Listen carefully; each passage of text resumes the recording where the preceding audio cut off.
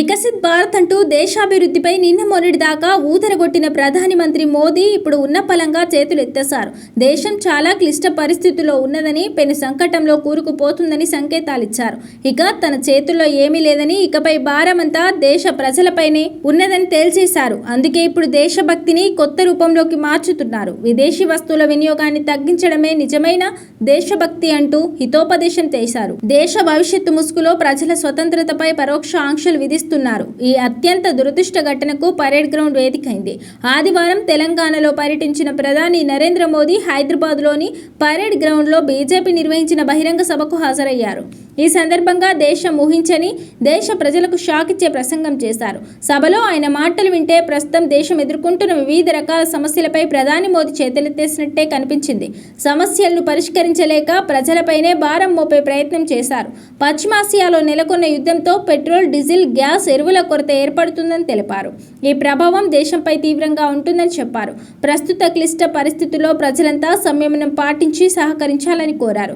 దేశం దిగుమతులపై ఆధారపడుతుండటంతో విదేశీ మారక ద్రవ్యం అడుగంటుతుందని ఆందోళన వ్యక్తం చేశారు. పరిస్థితి ఇలాగే కొనసాగితే దేశంలో సంక్షోభం తప్పదని హెచ్చరికలు జారీ చేశారు. అందుకే విదేశీ మారక ద్రవ్య నిల్వలను కాపాడుకునేందుకు, పెంచుకునేందుకు దిగుమతులను తగ్గించుకోవాలని పిలుపునిచ్చారు. ఇందుకోసం ప్రజలు విదేశీ వస్తువుల వినియోగాన్ని తగ్గించాలని సూచించారు. ఇందులో భాగంగానే ప్రజలకు 9 పొదుపు సూత్రాలను తెలిపారు. పెట్రోల్, డీజిల్ వాడకాన్ని తగ్గించాలని, ఎలక్ట్రిక్ వాహనాలను వినియోగించాలని, రైతులు యూరియా వినియోగం తగ్గించాలని, సేంద్రియ వ్యవసాయం వైపు మళ్లాలని, ప్రజలు సొంత వాహనాలను కాకుండా మెట్రో, బస్సుల వంటి ప్రజా రవాణాను వినియోగించాలని సూచించారు. ఇక ఏడాది పాటు బంగారం కొనుగోలును పూర్తిగా బంద్ చేయాలని, శుభకార్యాలకు కూడా బంగారం కొనుగోలును తగ్గించాలని సూచించారు. వంట నూనెల వినియోగాన్ని తగ్గించాలని, నిత్యావసర సరుకుల జాబితాలో విదేశాల నుంచి దిగుమతి చేసుకునే వస్తువులను తొలగించాలని పిలుపునిచ్చారు. విదేశీ పర్యటనలు, విదేశాల్లో పెళ్లిళ్లను తగ్గించుకోవాలని చెప్పారు.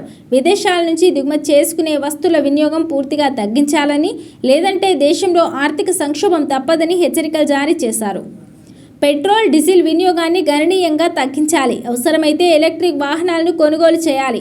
బంగారం కొనుగోలుని ఏడాది పాటు ప్రజలు నిలిపివేయాలి. విదేశీ టూర్లు, డెస్టినేషన్ వెడ్డింగ్ల మోజు వదిలిపెట్టాలి. సొంత వాహనాలు వదిలి మెట్రో, బస్సులో ప్రయాణించాలి. వంట నూనెల వాడకాన్ని గణనీయంగా తగ్గించుకోవాలి. యూరియా, ఇతర ఎరువుల వాడకాన్ని కుదించుకోవాలి. వర్క్ ఫ్రమ్ హోమ్, ఆన్లైన్ మీటింగ్లకు ప్రాధాన్యం ఇవ్వాలి. ఇంట్లో అవసరమయ్యే నెలవారీ సరుకుల లిస్టును చూసి విదేశాల నుంచి దిగుమతి అయ్యే వాటిని తొలగించుకోవాలి. దేశభక్తికి ప్రధాని మోదీ కొత్త రూపం ఇచ్చారు. దేశం కోసం ప్రాణాలు అర్పిస్తేనే దేశభక్తి కాదని, దేశ వికాసం కోసం పాటు పడడం కూడా దేశభక్తేనని చెప్పారు. తద్వారా రాబోయే సంక్షోభాన్ని ఎదుర్కొనేందుకు ప్రజలు దేశభక్తిని చూపించాలని పిలుపునిచ్చారు.